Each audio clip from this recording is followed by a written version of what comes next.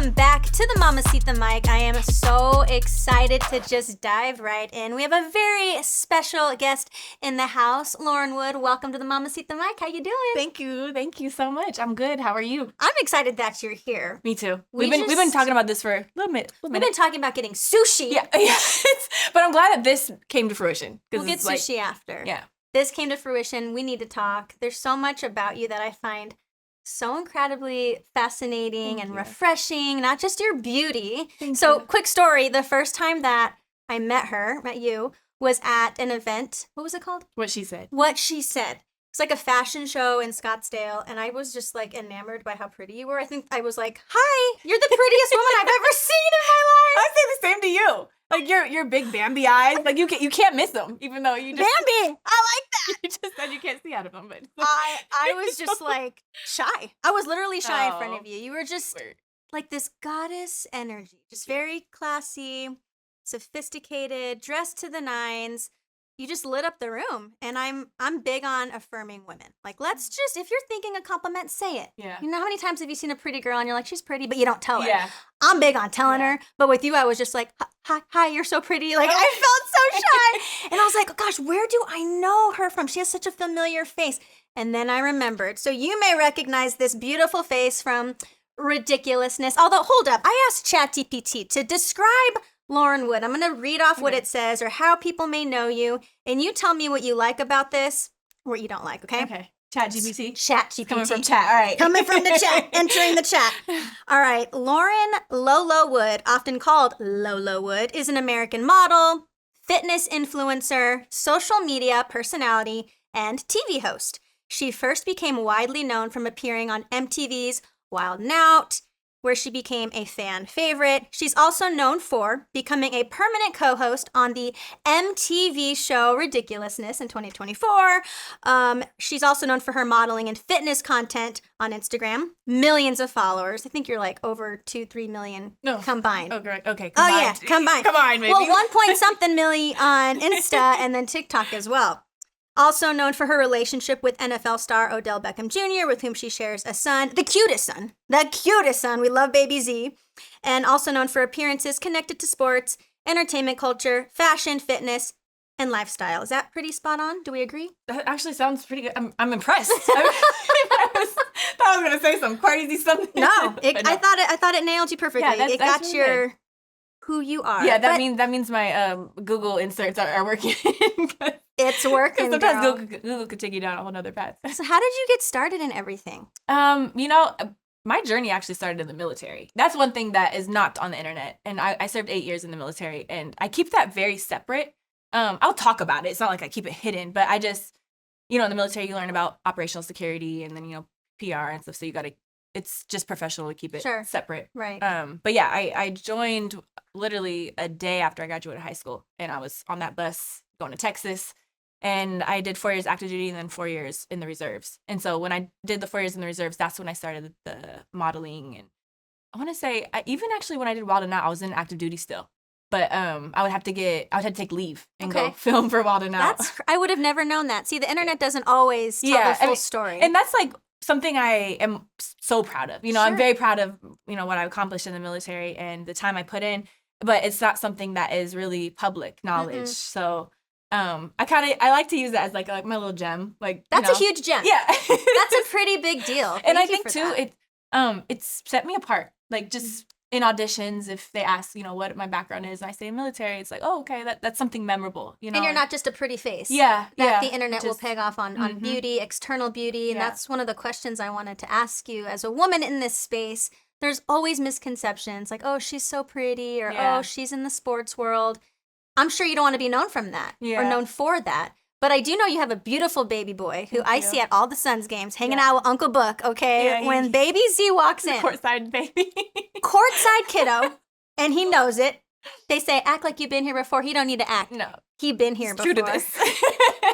Last game he had his Spider-Man outfit. Yeah, he's in his superhero era right now. Just like, hey, Book, what's up? Like, he's just he got basketball. So sweet. Yeah, he's there with his daddy. What is y'all's relationship? It seems very healthy, co-parenting, and tell that whole story. Yeah, mine and O's relationship has grown so much better in just more respect for each other as after we split, you know, and then just learning co-parenting on the fly.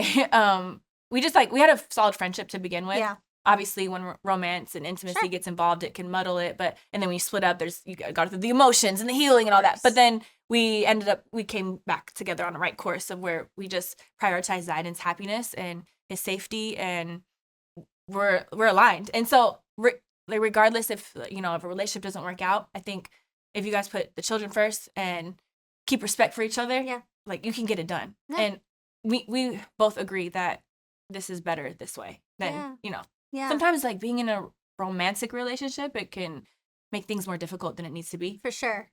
So yeah, I think we just figured out, like, our friendship is it's like the meat, the potatoes of it. So. It's good meat and potatoes. So I've seen y'all's dynamic. Even today, he came to pick up the baby, and it's just, you guys have such a solid foundation. Yeah. And I don't know. I know you guys also I've seen y'all go to Impact Church in Scottsdale with Pastor PT. Yeah. Shout out PT. I'm just trying to get him on the podcast. So generous. I'm assuming having, like, that firm foundation in Christ has helped keep a lot of that intact. Yep. I've learned, and through Christ, you learn grace and love, unconditional love. Patience. Yeah. Forgiveness. Patience. Need a lot of that. The fruits. The fruits. Need a lot of that. How did y'all even meet? You and Odo? O and I met through a mutual friend years ago. I want to say probably like 10 years ago now. Okay. And wow, so you guys have kind of grown up together. Yeah, we grew up together. I would definitely. It's funny, like, looking back now. It's like, oh wow, now we have a kid. Yeah, a cute one. Yeah, and we're a real cute one. We're doing this thing, but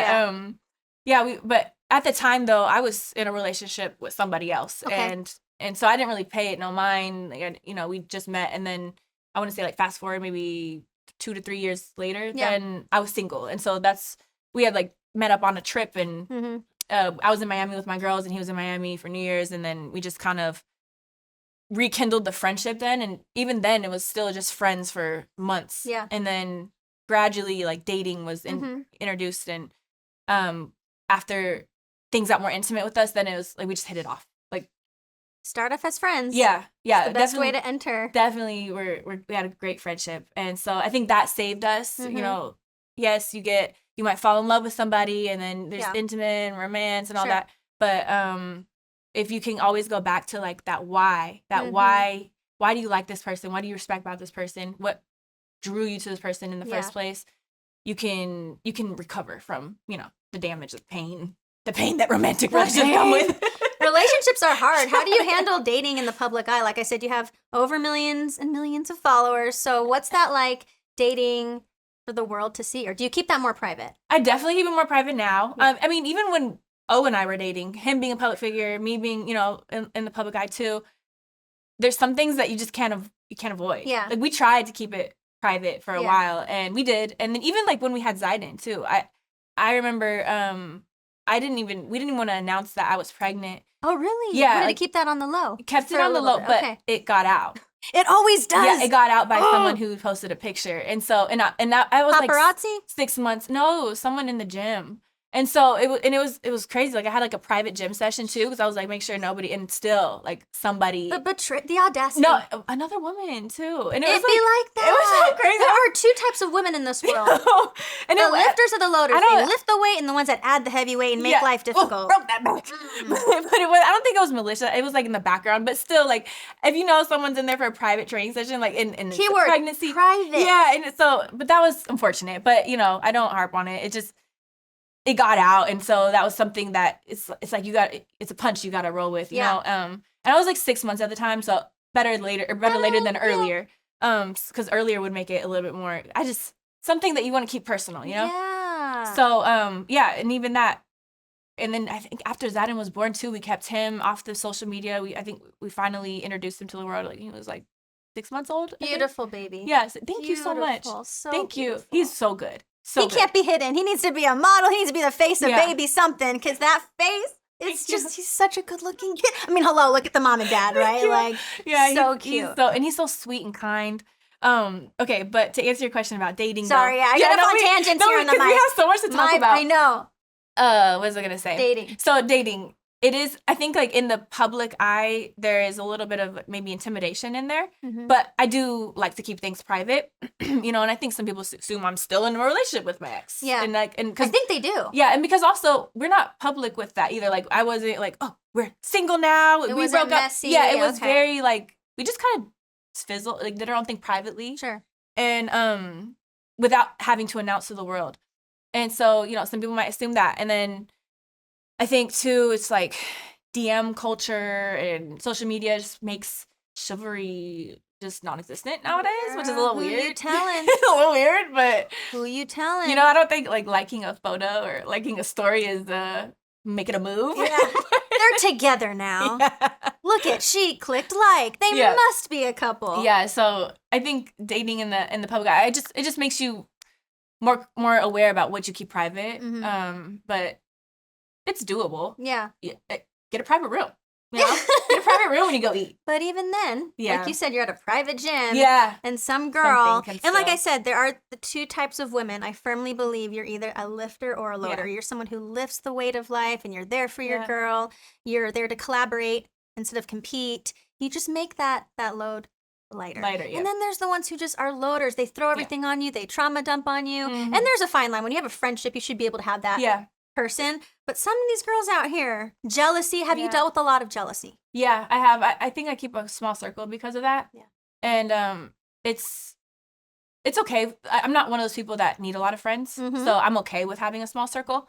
But I've been burned a few times by people, Sure, yeah. and even just people who don't know me, people who do know me. Mm-hmm. It's just like you really bring it in closer. You bring 100%. bring everything in tighter. You learn quick. Yeah, That yeah. people make their assumptions, especially with social media now. These are Yeah. things that like our parents did not have to deal with when No. they became a mom. Or even as us as kids, Yeah. we didn't have to deal with that, and now today these kids have to deal with that. The most we dealt with was like MySpace, Yeah. AOL, screen Yeah, name, AIM. your crush logging on and not saying hi and you leave a cryptic away message. That was our drama. Yeah. Nowadays it's like, oh, she didn't snap back after the baby. Or, oh, Mm. are her and the baby daddy still together? Like just Yeah. all the assumptions. What would you say is, the hardest part? Because I know you are pretty private, but you have millions of followers. Yeah. So how do you decide, okay, this is for the world and this is for my personal space?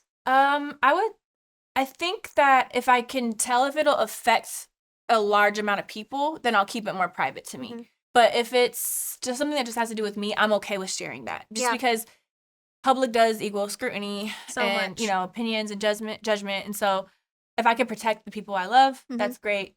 I'm more comfortable with sharing just personal parts of my life. Yeah. And then even that, it's still like, I feel like my agency is pulling teeth with like, post more, share more of your life. And I'm So like, do you ever no. feel that pressure to always be on? I mean, you're naturally beautiful. I'm looking at you right now and I'm just like, don't Thank you. focus, Alicia, focus. Your hair, your skin, your Oh my smile, your gosh. eyes. She's so pretty. Like the HD better cover all this because whatever you're doing, I want to get into your skincare. I'm coming to see you every day. Your fit- I'm doing great for my company. I want her fitness routine. I want everything. But do you feel like pressure, I guess, to, always be on? Yeah, to a new extent, I do. I do value like presentation. Yeah. I think that equals respect too. Mhm. Because even I notice days that I go out look bummy, like my hair's in a bun, I'm in sweats, I'm in a little crop top or something. Girl. And I don't the- think she could ever look bummy No. for the record. How but dare you? the response I get from strangers is different from a day where I'm like, dressed to the nines Yes. or something. Or it's and also I think I am inspired by elegance and femininity. Yeah. So I love dressing up. Like I love it. I don't think it's vanity. I think it's just respecting yourself and taking care of yourself. Do what makes you feel good. Even going to the gym. You don't got to go to the gym with a full beat face, your hair done, but wear something that you feel good in. Wear something that's presentable. And some people like to wear big shirts, sweats. That's great. I feel good when I'm in like a nice little workout set. Yeah. Booty and popping. And it makes me like suck in my stomach more because I know if I like let it hang, it's going to be obvious. So I'm like, it's accountability, Yeah. So- On that note, you said something really good. I want to kind of dive into that, like the femininity. Mhm. Do you, when I started reading the Bible more, Mhm. I started feeling more like a woman. I started Yeah. feeling more Softer, feminine, yeah. soft, Yeah.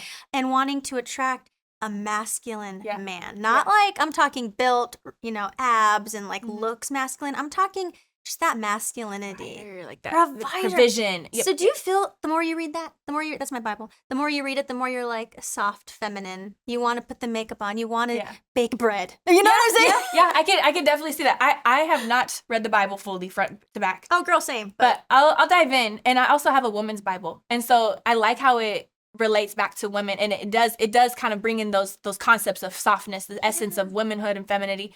And as I get older, like I just have been more into just, I guess, getting into that divine feminine, like really homemaking, nurturing, growing. I have plants now. It's you're a plant mom. Oh, I have like 35 plants.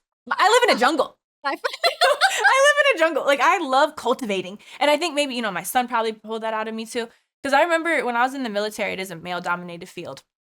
And also, let me just say too, because like we talk about femininity, feminism, on the other hand, is kind of like more, it's more about like independence and changing structures and equality, which is great. It's needed. Mm-hmm. But it has kind of taken us away from femininity. Because even the military, I remember like I was way more masculine. Yeah. And I remember even thinking like, I don't like being a girl. Like, I don't like it. Like, I wish I was a man. Like, it's so funny to say that, but like, I just wasn't in touch with myself. And so, as I've gotten older, I've realized the power of femininity. There's so much power in just us as a women. We are the gardeners and the garden, we are the force of creation. Yes. And so there's so much power. Like, weapons are great.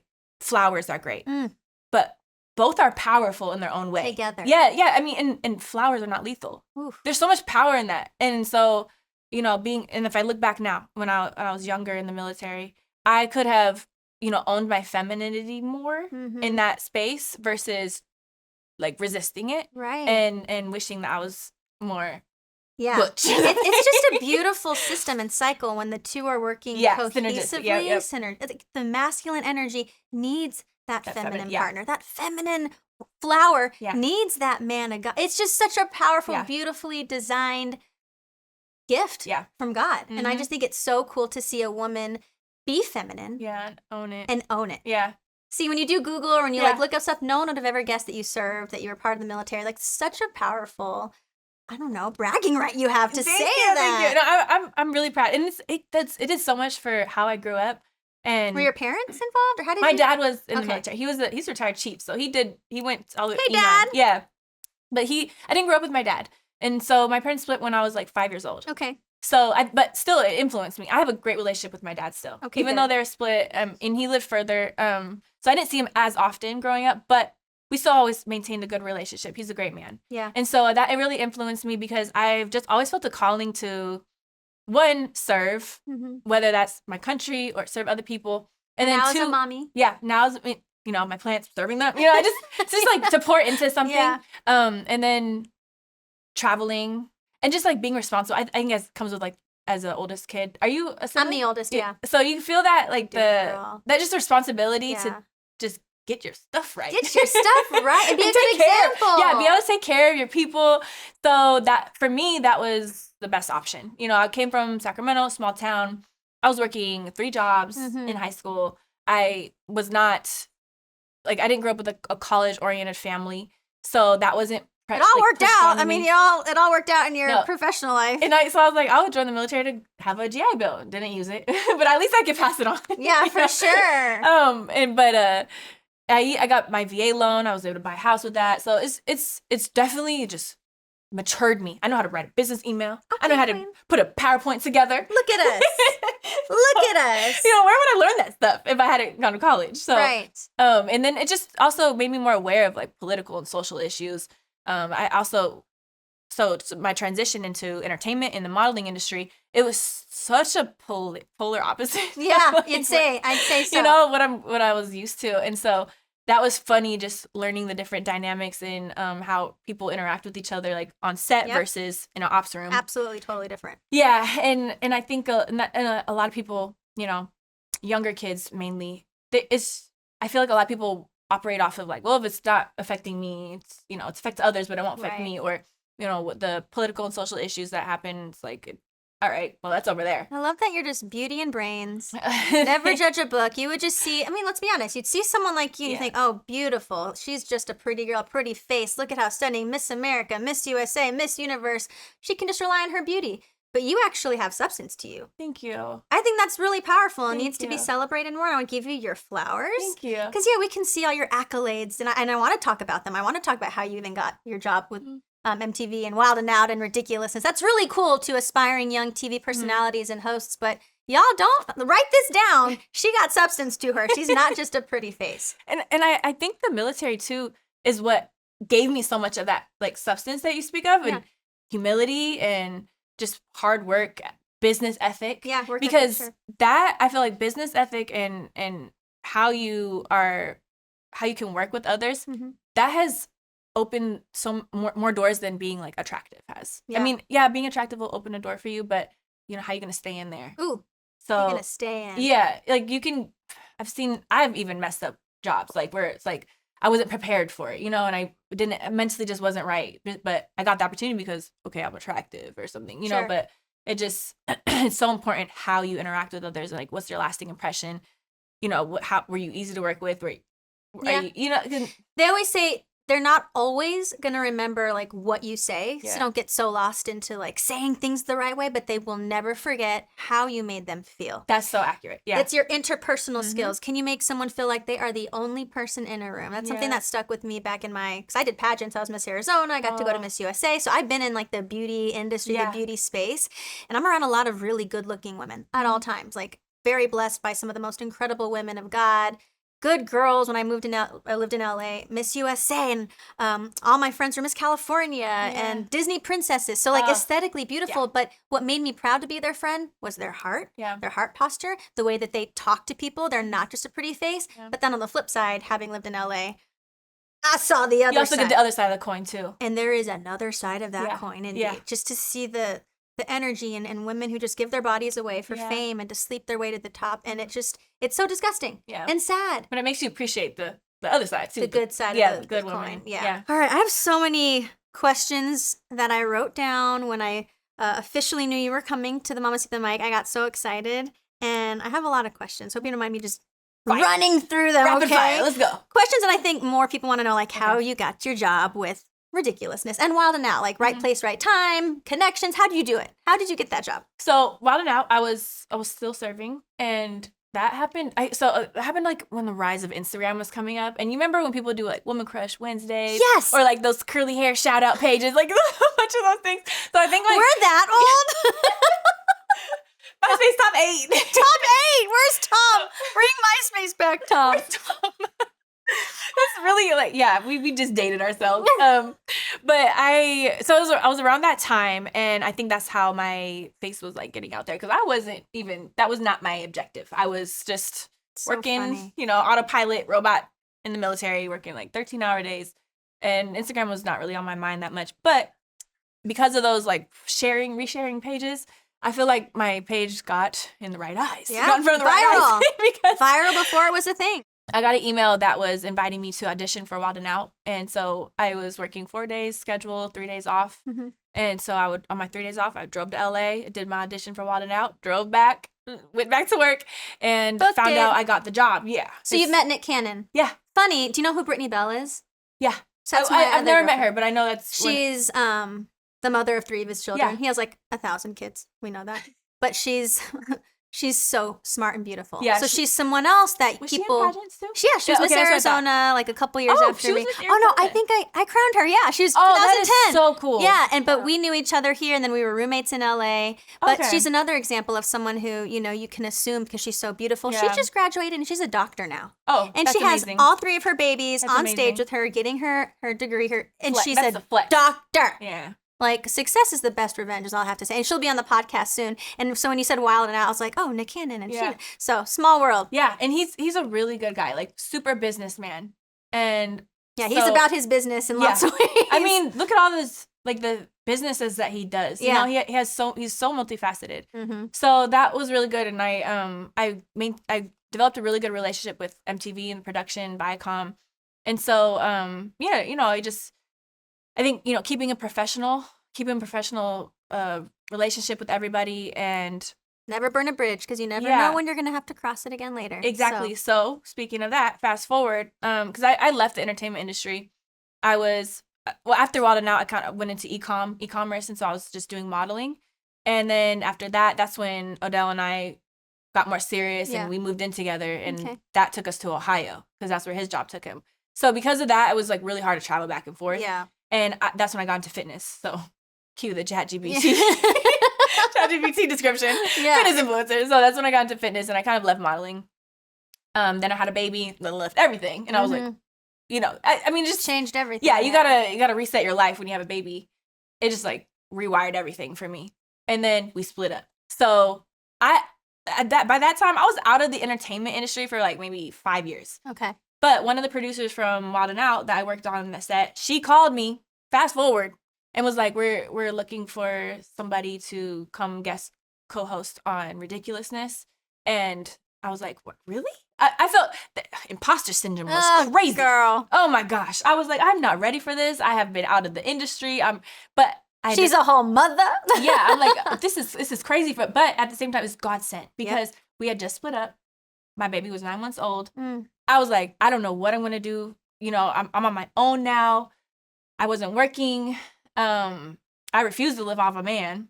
And so, and like, I'm dealing with the, you know, emotions of just postpartum and then a breakup. And so it was God sent. I was like, that kind of affirmed my decision making at the time too. Because I was like, wow, like God, you made a way for me. Thank you. Because he always makes a way. Yes, he does. Because I didn't, it came out of nowhere.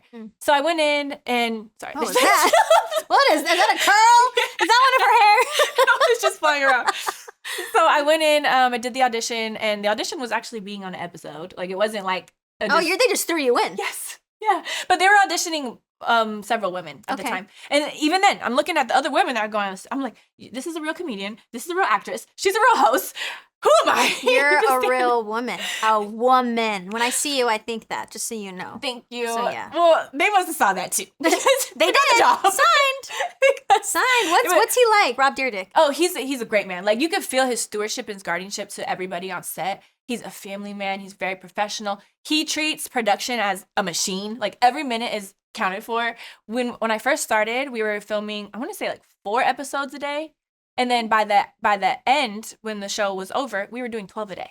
12 episodes in a day? With the same hours. I maybe extended like a couple, maybe extended like an hour or two. Wow. But yeah, same set of hours. You never know. 12 episodes a day. Just bang them out. I get exhausted shooting 2 episodes of the Mamacita Mic and one down. How y'all shoot 12? No, it was good. And so, and I think too, my work ethic came in play too, because it's like in the military, you don't have, there's no getting out of work. You better show up. And if you're sick, you're going to the doctors to get a doctor's note, and then we'll see if it's worth getting out of work. You know? So I was showing up sick. I'm like, single momming, like, Odell lives in Miami, I was in Arizona. Like, we're trying to figure out who's gonna watch Sidon. So yeah, it was a lot, but figured it out, and it was such a pleasure to be a part of something that's such like a household staple. Yeah, Ridiculousness, like, I mean, it's of course I'm sad it's over. Yeah, but I'm so happy to be part of something that was legacy. So big. Yeah, exactly. Like, everybody watches that. You go to a hotel, click it. There it is. There it is.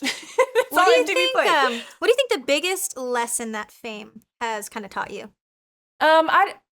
Biggest lesson that fame has taught me, I don't think fame is really, it's perception. You know, I think that it's highlighted the importance of staying true to yourself and staying grounded, because you can get very lost in the delusion of fame. Yeah.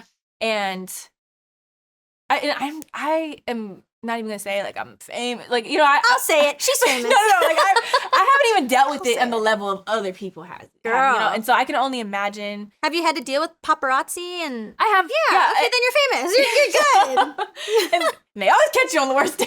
I'm sure. I wouldn't know, because that's never happened to me. Only once when I was living in LA, but it was because who I was hanging out with, like my group of pageant friends at the time. But other than that, I was like, I would never. I mean, I can't imagine like going to the grocery store and getting it. Like, I don't. It's not. Girl, I'll go to the grocery store with 2 different socks on. Yeah. I'll go with one earring different than this earring. Yeah. I go with. You don't want to see me at the grocery store, so I can't imagine how you've had to deal with. Well, no, I haven't dealt with it at the grocery store, but I mean, I've dealt with it like in certain spaces, and it's just. It is very like invasive, it feels, but you know, and that goes, I guess, can go back to the question you gave me before about like being on. It kind of teaches you like, well, let me stay ready. Stay ready, so you have to get ready. Yeah, let me stay ready. You're not gonna catch me slipping.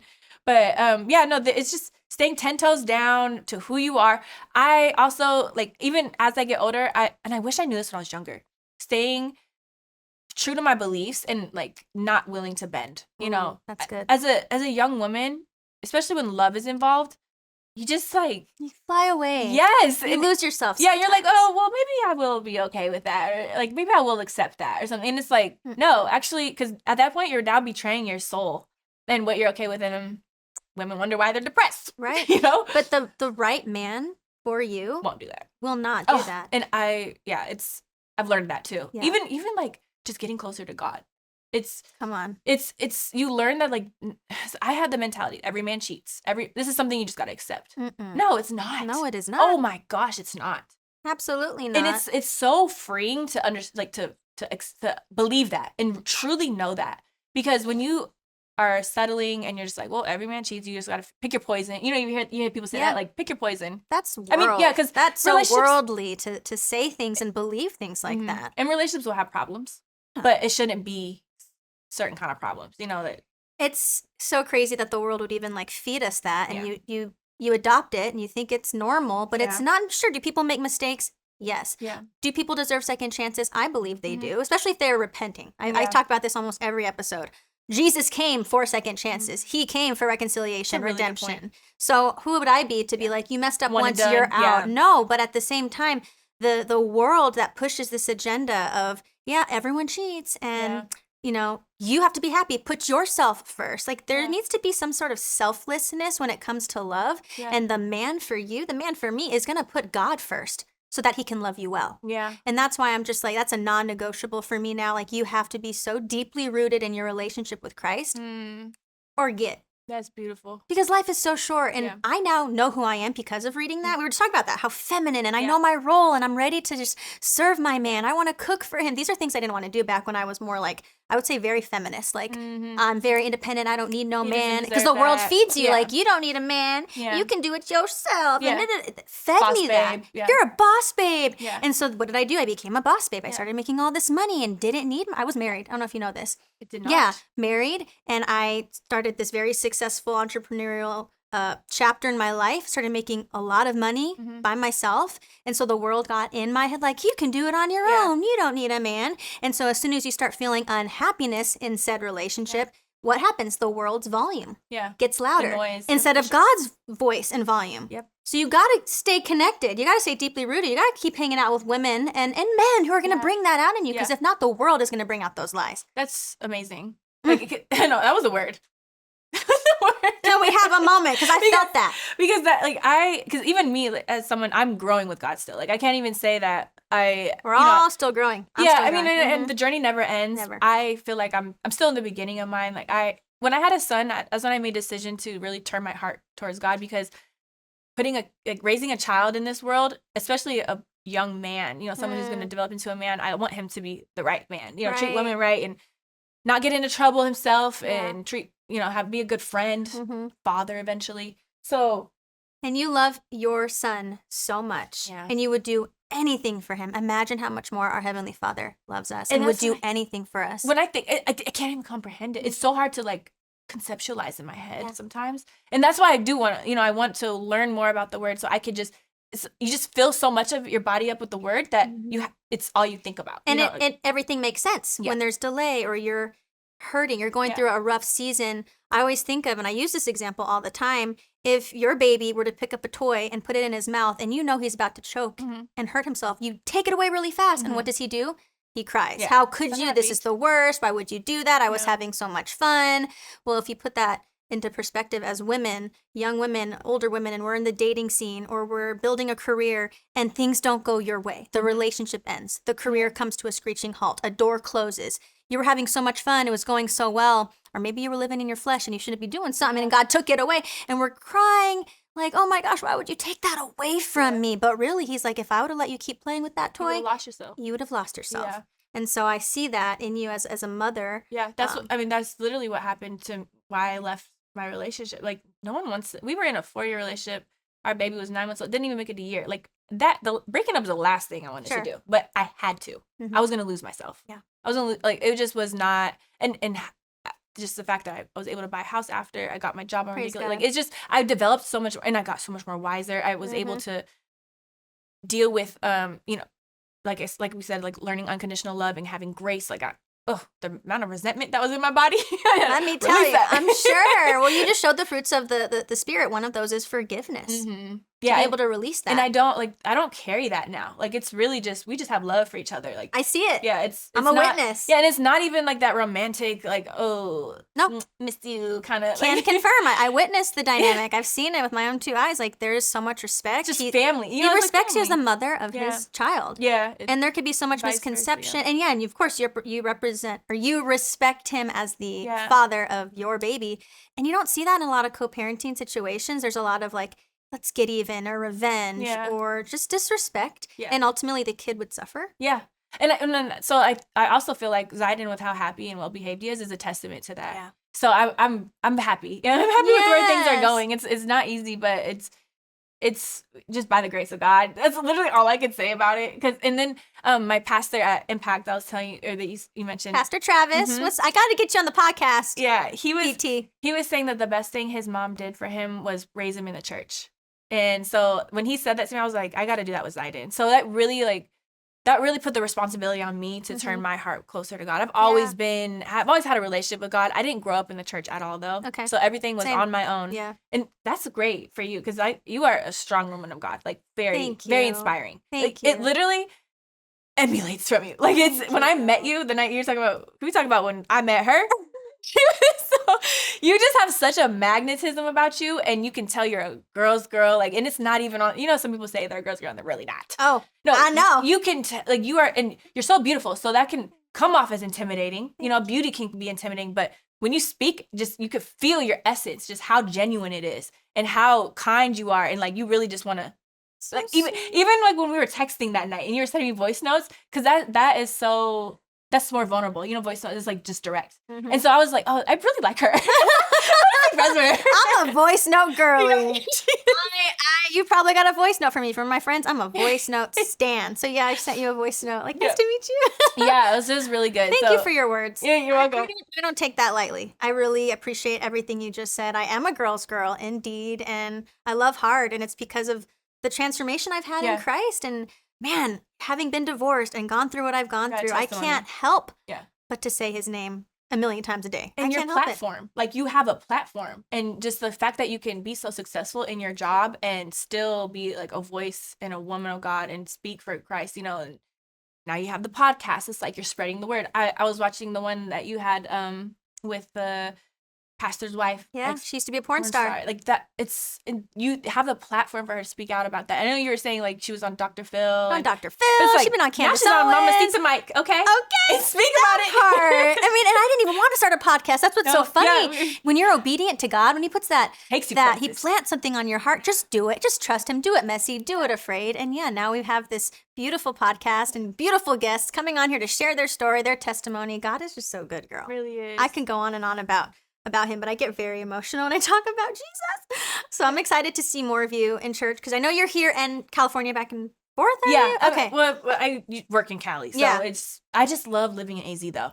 I love it because what's your favorite thing about living in Arizona? I honestly never knew the desert. I am in awe about how beautiful the desert is. It is really. People hate on it. They're like, oh, tumbleweeds, it's so hot. Yeah. And I'm like, nah. Just stay inside a little bit. A little bit longer. Stay in your air conditioning, please. You don't go outside. Everybody knows June, July, August. Yeah, you don't really. Stay inside. Yeah. But then 9 months out of the year? It's perfect. You sleep with your windows open. It's so good. And so good. I love it. Like it's cheaper, not as expensive as California. Yep. Even though it's getting up there a little bit. Little bit. But it's getting a little more people. Mm-hmm. But I just like being away. Like I don't want to be in the mix. I like to keep my personal and work separate, and so that's my way of doing it. I used to live in LA too. I was there 2012, and I was there till 2018. Okay. And I would always come back to Arizona. See, how do we never connect out there? It's so crazy. But I never saw myself in LA long term. It felt like you kind of were just placed there for a little temporary place. Yeah. Yes. And anytime I'd come home, it was just like this nostalgic. You just feel home in Arizona. You feel the support and just the nostalgia's here, and there's a parking lot for everything. Oh, LA, yeah. Oh, my gosh. the parallel parking had me unwell. Yeah. Valet everywhere. I used to work in Beverly Hills, and I lived in Studio City. It would take me an hour and 20 minutes every day to get there. Ooh. 2 hours usually to get back home. It was just a lot, and it was just really bad. I knew that I had my fun. LA was for my fun, and I definitely worked out there and built up my resume, confidence, all the things. But I knew Arizona was going to be like your where I want to raise kids one day. You're from here. Born and raised girl. Okay. I was Miss Arizona in 2009, and then crowned Brittany Bell 2010. That's so cool. Then me and her lived together in 2011. So you guys developed a friendship in the pageant. Yeah, that's pageant dope. world, and I just thought she was one of those that just stand out. Their beauty inside and outside, and became very close friends. And I've been with her as she's navigated motherhood, and all that comes with the fame that came with hers was a lot. Yeah. And the scrutiny and the attack, because that's a very different story. But just to see her graduate, like I shared earlier, like just proving that women can be more than brains. I'm sorry. Like, it proves that women can be more than just beauty. They can be beauty and brains. Yeah. And she's exactly that. Dr. Bell. That's beautiful to see her come up through that, like, and not let the public attack her and bring her down. Because I've been in situations where I felt attacked. I was going to ask you that, yeah. Yeah, I felt attacked by the public, and I just wanted to leave my Instagram and kind of like live in a hole. I isolate to recalibrate. Same, girl. But sometimes it can be bad. You know, it can be too much, because I'll sit in the bottom of the ocean, just wallows in the depths. They say isolation is the enemy's playground. And it's so crazy, because it is, like, I believe in it to a certain degree. Everyone needs that, but it's not healthy after a certain point. And do you feel like you have thick skin now? Oh yeah, thicker. It grew, definitely. I was a little softy growing up, and I definitely. Just like I was just so sensitive, and I still am very sensitive, and I think that I'm less sensitive to what people have to say, but more sensitive to others and like how they're feeling, like empathy, you know. I saw you handle a situation on your social media recently. I didn't know the full story, but the way you handled it was you were such a boss about it. I don't know what exactly happened, but it was a video of you hugging your baby. Yeah, and I don't even know what happened. What happened in that? But the way you handled it. Yeah, no, that's what I wanted to say. No, because now I don't take it personally. I'm just like, I can talk about things and without chastising another person, because people are products of their environment. How they grew up is why, you know, they think so. So I can't blame them for thinking kissing your kid on the lips is terrible, because if that's how they grew up, then of course, like just so. Was that what it was over? Kissing your Okay, I kissed my niece. I got hate on. Oh, you shouldn't kiss your niece on the lips. I'm like, you shouldn't be on my page then. Bye. Yeah, and they sexualize something so innocent, but I take it now, like, that's just a projection. That's literally what you're dealing with, and that's what you grew up with, and you're projecting that on me. Yep. That was not going to affect how I raise my kid, and I want to show my kid how to affection, how to be, you know, emotionally sensitive. Yeah. No, you handled that with some, like I said, thick skin. Thank you. Composed. Yeah. Classy. At first, I thought it was funny because the stuff I was getting, but then it like kind of went viral for the wrong reasons. Sometimes when the hate comes, it gives us content. Yeah. I was just in Mexico for my friend's birthday, and multiple people were writing like, "Oh, who's the sugar daddy who paid for it?" And you made humor out of it. I sure did, and it went viral. So thank you, Karen, user _555, whatever the heck you are. Sometimes, it's a gift. Yeah. Because it gives me ideas and things to say, and I'm sure you feel the same. Especially if you're not taking it so personal, you can use it as a teaching moment. Because there's morals and values that can be spoken about in that. Because it's like, you're a beautiful, successful woman. Why does she have to be sponsored? Like, what? You know what I'm saying? I'm my own sponsor. No, it doesn't have to be like that. Social media is just it's a world of its own. Do you think it's made friendships and relationships like worse? Yeah, I do. I do think it has. I mean, I feel like relationships and friendships can do bad all on their own. You know, they say that. But social media has just, because of people's opinions and constant feedback and taking sides, and not to mention a Rolodex of beautiful men and women that can be accessed with the invisible DMs, you know, like all that stuff, and or Snapchat, you know, going away and deleting. And it's created too much accessibility. Yeah. And also for a relationship, even friendships, to grow and cultivate, there needs to be a level of intimacy. And for that, there needs to be vulnerability. And for that, you need to have privacy. Yep. And so, and like, you know, because in private is where you guys can be flawed together. And when you're performing for audience, you can't be flawed. Yeah. So, and like, you see these online relationships that are, they make money as couples, right? So many. Great for them. That's great. But then. Would you ever do that? No. Never? No, it's not for me. But if you break up, now the public wants, oh, well, you let us into your relationship. Well, now I want to know why you broke up. Did you see Christy Sarah and Desmond Scott? That's one of them that, like, I was heartbroken because I love her. I love her personality. I loved their family dynamic. But then, bam, look what happened. Yeah, and now there's, like, judgment and opinions and stuff.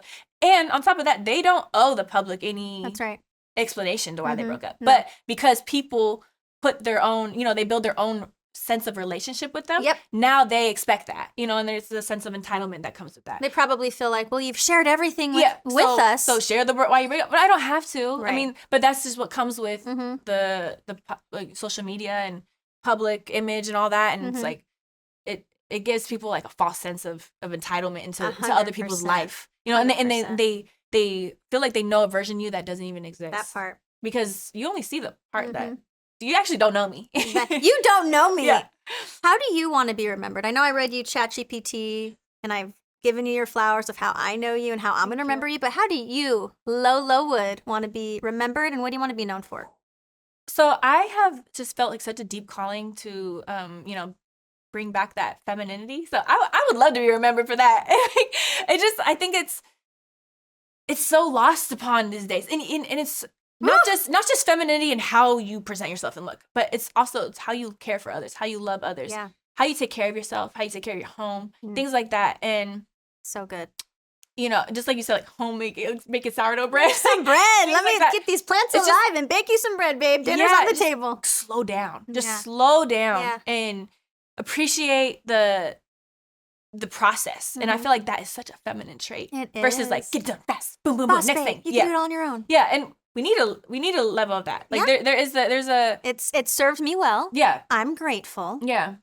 But I feel the most beautiful, and I was going to ask you, when do you feel the most calm? When I'm home. Mm-hmm. Oh, I just got me and my dog. But, like, I can imagine my babies, my man, making him dinner, getting my kids ready for bed and bath time, all the things that are busy and hustle and bustle. Yeah. That's the hustle and bustle I'm craving. Yeah. And I think that I'll feel the most beautiful. Then, not as Miss Arizona, not with the crown, not with photo shoots, not with makeup, the success and all the things. I'm going to feel the most beautiful, and I'm sure you can probably say the same. Your unit.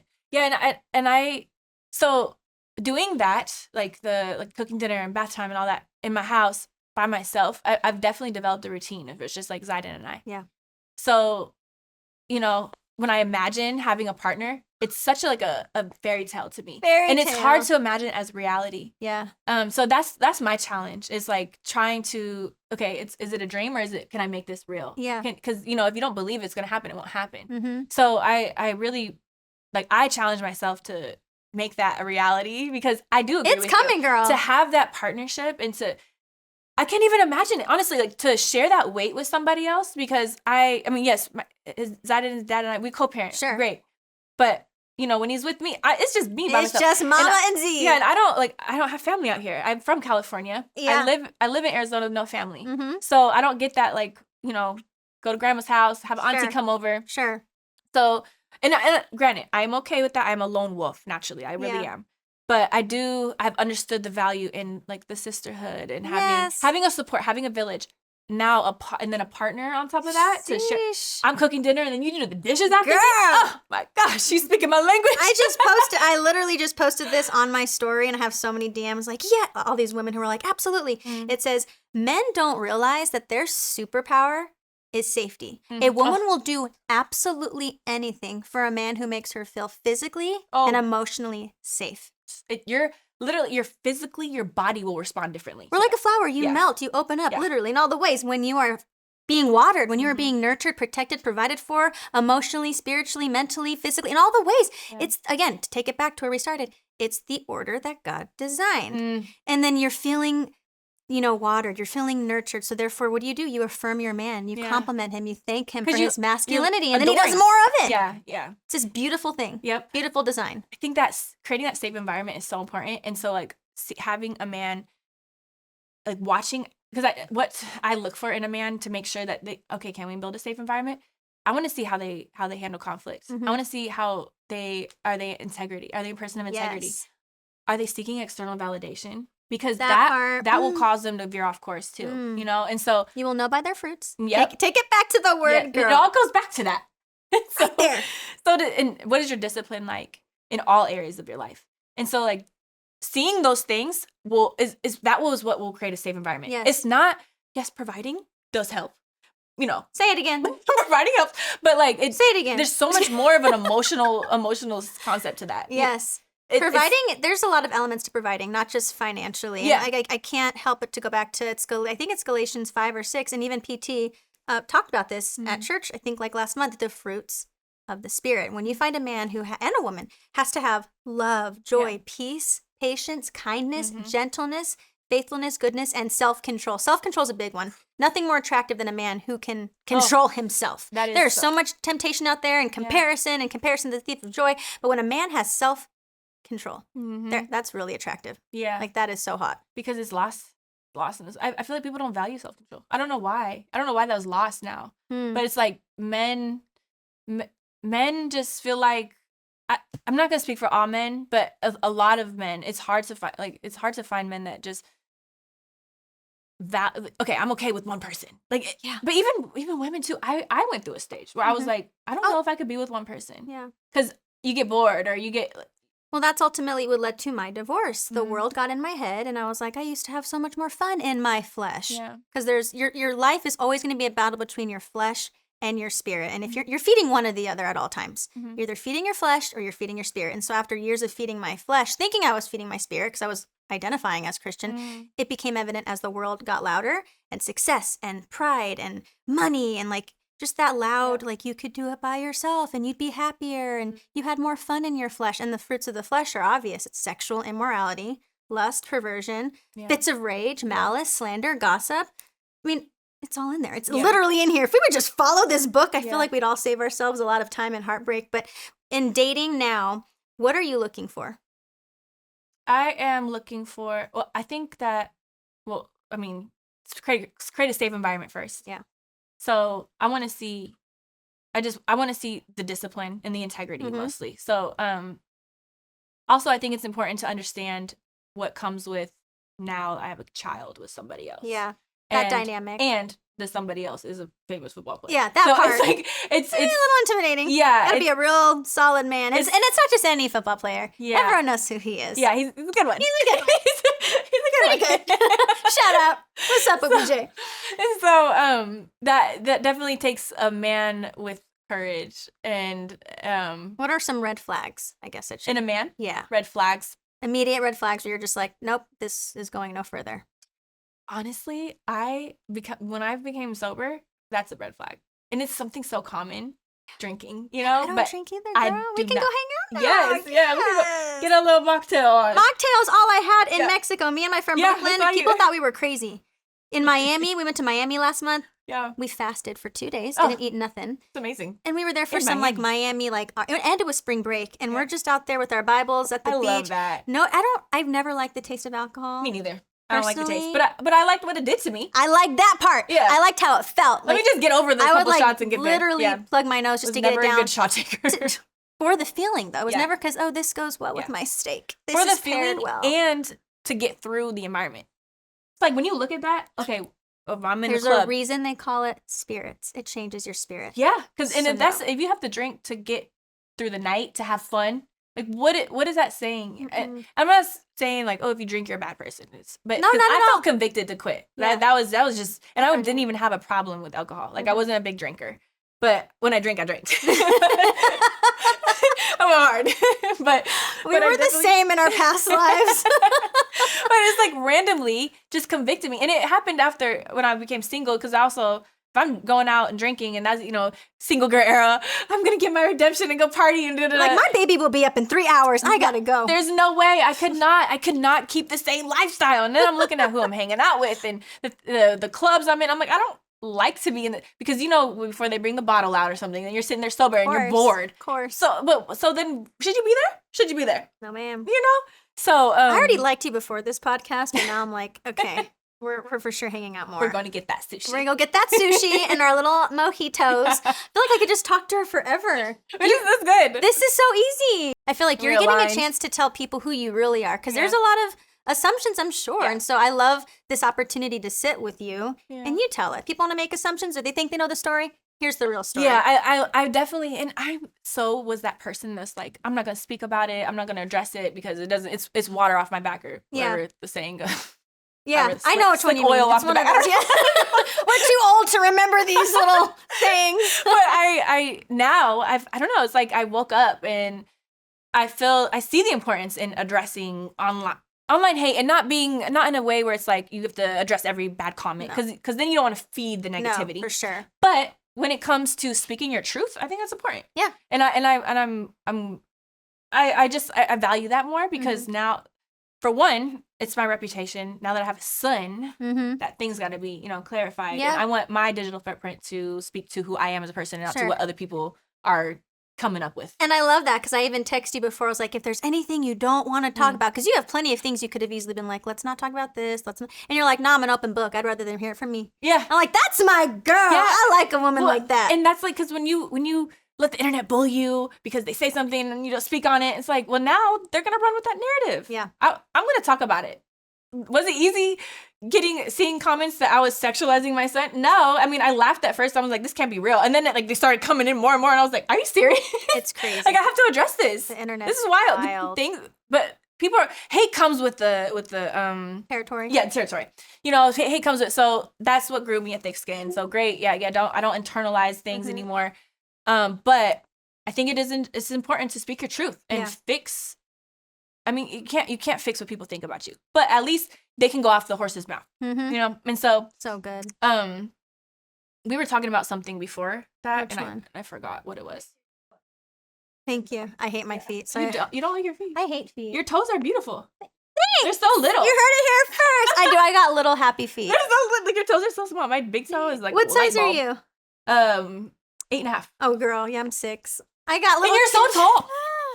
That's so crazy. How do you balance? I know everyone says that. No, I wear like kid-sized shoes. Oh my gosh, that's so funny. But for podcasting, I'm always like, my feet out. I would rather have a smaller foot than a bigger foot. I definitely got little feet. And Brittany, same thing. She wears like size like 9 or 10. I forget. But okay. The cutest shoes. She had all the shoes. I want to share. And I couldn't borrow none of that. Oh my gosh. None of that. I'm in the kid department. That is so crazy. I didn't know you had a little foot like that. Little. But it's cute. Little hands, little wrists, everything little. I'm like, can this be Are you the tallest in your family? Sure am. Okay. I am the tallest. In fact, speaking of tall, I'm going to have you heard of the Tall Tour? Yes. I'm going. Are you serious? I went in LA. I went to the one in Scottsdale after the Suns game. So... They're not my friends. I love them now. They're like literally big little brothers. Yeah.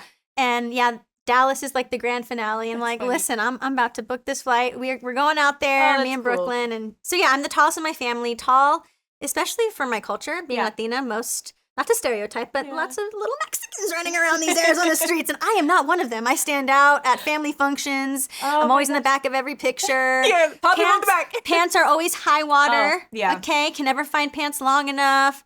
So yeah, it's weird. I have like a very strange body type, but it served me well at Miss USA and the whole modeling thing. So it's elegant. It means so much coming from you to hear that. It's like, she makes me blush. If you make me blush, I'm sure. Make each other blush. I know. We'll have to do more of this more often.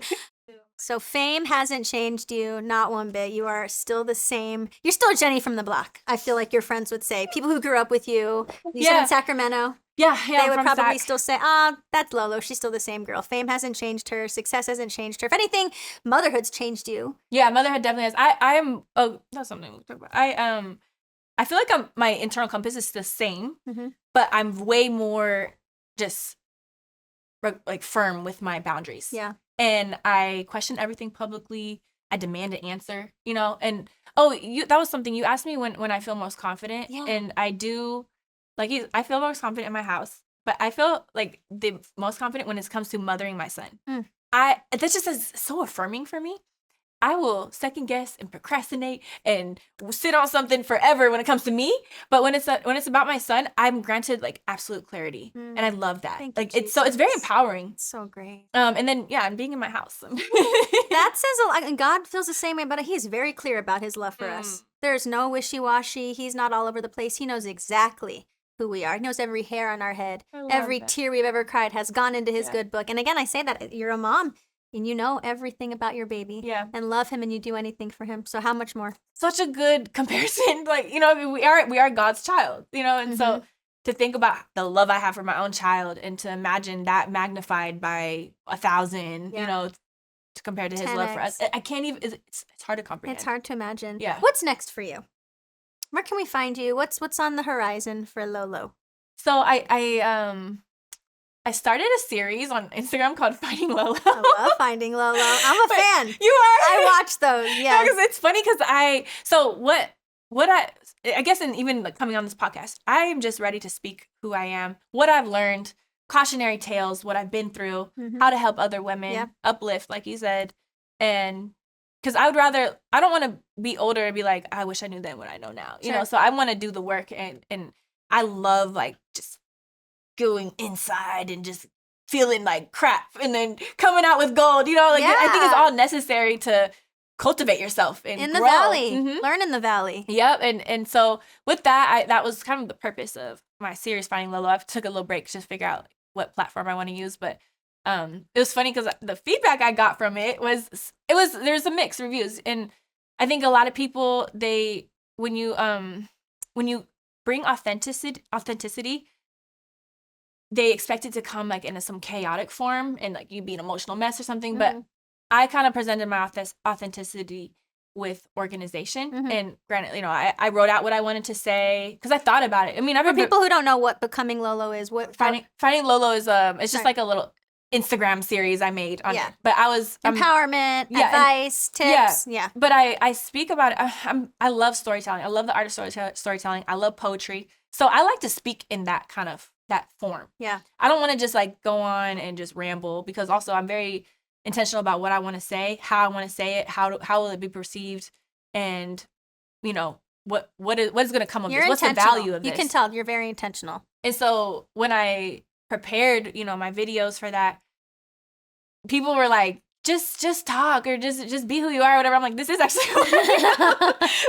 what, but that's the point. You don't know me. So, period. And so I love like being organized like that. And so it's just funny to see how some people will perceive it, and some did and some didn't, you know, and that's fine. It's not going to stop me. It's just you get to see like the different personalities, I guess. For sure. Anyway, so that's something that I'm working on now and figuring out, you know, how I want to make that grow.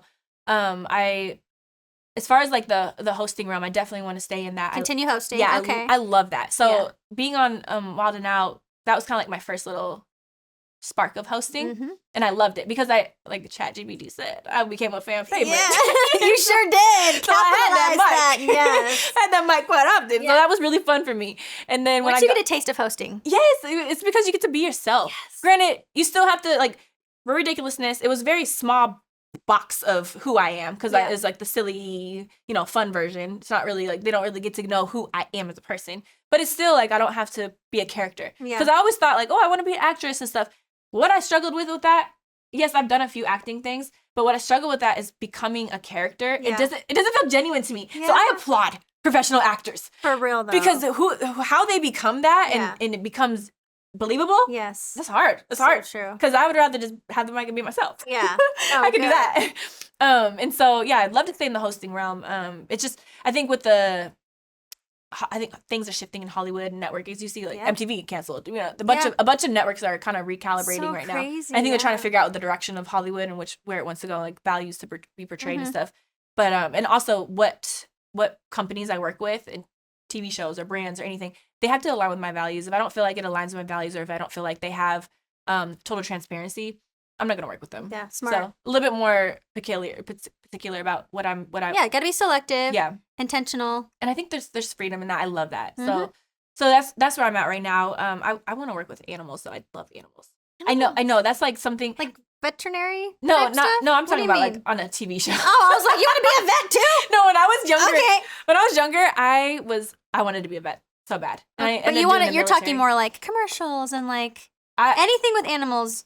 So there's this one show I could talk about a little bit about it that we're working on with a guy that is a National Geographer. National Geographic. Yeah, National Geographic photographer. Like there combining the two. There we go. Big words. Yeah. It's early today. So he had an idea to start a show about that really highlighted, you know, anti-poachers and why they chose to pick arms to protect the animals in South Africa. So that's something that we're working on. I really hope I can get in the works for that. Oh, yeah. We'll pray over that. I love animals. That's another hosting opportunity. So that is it. But then So also more hosting, more modeling, more I don't know. fitness. Please don't stop the fitness. I've been watching all right, 10 more. I need to get Look like myself back Lolo. in it though. When I tell you I'm coming off a 2-month break. That's Girl, so and like, that's you off a 2 months break. You want to see me 2 months break? I look postpartum. Like I just ate Chipotle. well, that's what got me back in the gym. I was like, oh gosh, It ain't right. I I can't. gotta get this punched down. There you go. But gym is my therapy. But it's I guess maybe like single motherhood. It's hard to keep that to keep consistency. a groove, yeah. Yeah, because sometimes like something will happen, and I'll just be like, oh well, I'm not gonna go one time this week. I might as well just go next week. You're not gonna go once. It Well, I doesn't make a think you're difference. fine. I think whatever you. you're doing's working out for you, Thank you. girl. Well, I like to end every podcast with scripture. Mhm. So do you have a favorite one? I do have a favorite. I had it memorized in the past, but Psalm 63:1. I love Psalms. One of my favorites is, I'm sure you've heard Psalms 23. Psalms is good. Yes. So yours is Psalm 61, you said? 63:1. 63? If I'm remembering correctly. I have it in my phone. 63:1 is you God are my God. Earnestly I seek you. I thirst for you. My whole being longs for you in a dry and parched land where there is no water. That's it. That's good. That's really, yeah, I love That's that one. really good. I love Psalms so much. Why does this one speak to you? Because I battle with consistency. Mhm. Okay. And so that verse always brings me back. Like when I feel like I trail off and I'm kind of lost and not speaking to God as much and not really listening to my gospel music. Because normally I don't listen to any secular music. But then I find myself sometimes I'm like, oh, I have this playlist going and it's totally I'm gonna put you on some good worship music. Thank you. I love it. No, I will I have so many worship playlists and I just like let them run and I just love them. Like it fills me up. I'll work out to it, Yes, anything. Same. But when I find myself straying away, that verse brings me back to like my why, and I hope one day like I will get past that and to where like other verses can speak to me more. But I feel like that's just like Girl, just hang out with me. You'll be walking out memorizing. Yes, pour into me, girl. I got you, girl. I got your back on that. And that was the first verse I memorized. Clearly, I forgot some of it. Psalm 63. I had it memorized though. But I memorized the scripture. I have it highlighted, so there's a reason. You do? Yeah, You it's have it highlighted. in your It's screen? highlighted. I mean, look how much. There's almost every page is highlighted. But you are a highlight. Not to sound corny, but you're a highlight of this month. Here, look how much is highlighted. But the one you specifically said. Oh, that's good. Okay. That's a sign. But Lolo, thank you so much for who you are. Thank you. For being willing to, as a busy mom, I know time is valuable. So the fact that you were willing to come on Mamacita Mic, Absolutely. I really appreciate you, It's a girl. privilege because I love what you stand for. So, Thank you. I told you before I came on the podcast, I'm not a big podcaster. I don't, Same. Ironically. Ironically. But it's like if I'm going to go on one, I want to go on one with substance and with a woman that I really respect and adore. So means I so appreciate you having me. Thank you so much. That just made my day. Thank you all so much Thank for you. watching the Mamacita Mic. Until next time, you guys say besitos. Besitos.